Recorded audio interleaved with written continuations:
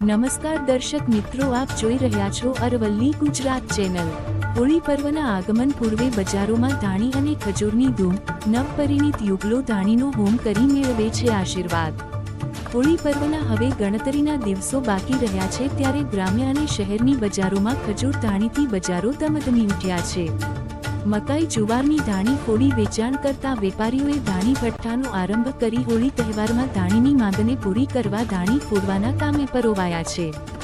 વર્ષોની પરંપરા મુજબ હોળી પર્વે નવપરિણીત યુગલો પોતાનું દાંપત્ય જીવન સુખી નીવડે તે હેતુથી લગ્ન પછીની પહેલી હોળીએ રાત્રે હોળી દહન દરમિયાન પ્રદક્ષિણા ફર્યા બાદ ધાણીનો હોમ કરી હોળિકાના આશીર્વચન મેળવે છે। જ્યારે શ્રદ્ધાળુ લોકો પણ પ્રદક્ષિણા કરી હોળિકા દહનમાં ધાણીનો હોમ કરી આગામી સારા વર્ષની અભિલાષા સાથે ધાણી અને ખજૂર પ્રસાદ રૂપે વહેંચતા હોય છે। હોળી પર્વની આ વર્ષો જૂની પરંપરા અને શ્રદ્ધા આજે પણ ગ્રામ્ય અને શહેરોમાં જોવા મળે છે। હોળી પર્વ પર ખજૂર ધાણીનો પ્રસાદ ખાવાનું ખાસ મહત્વ રહેલું છે। મૂળ રાજસ્થાનના વતની અને હાલ ગામભોઈમાં મકાઈની ધાણીનો ભઠ્ઠો ચલાવતા વેપારી નારણભાઈ આર્ય જણાવે છે કે હાલ હોળીના આગમન પહેલા જ ગ્રામ્ય અને શહેરોમાંથી નાના મોટા રિટેલ વેપારીઓની સારી મકાઈની ધાણી અને જુવારની ધાણી માટે ભારે માંગ થઈ રહી છે।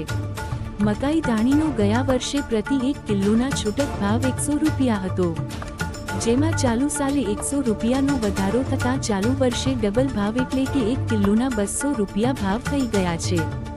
જ્યારે જુવારની ધાણીના ભાવમાં ચાલુ વર્ષે કોઈ જ વધારો ઘટાડો ન થતાં ચાલુ વર્ષે 1 કિલોના 100 રૂપિયામાં જ બજારમાં વેચાણ થઈ રહ્યું છે।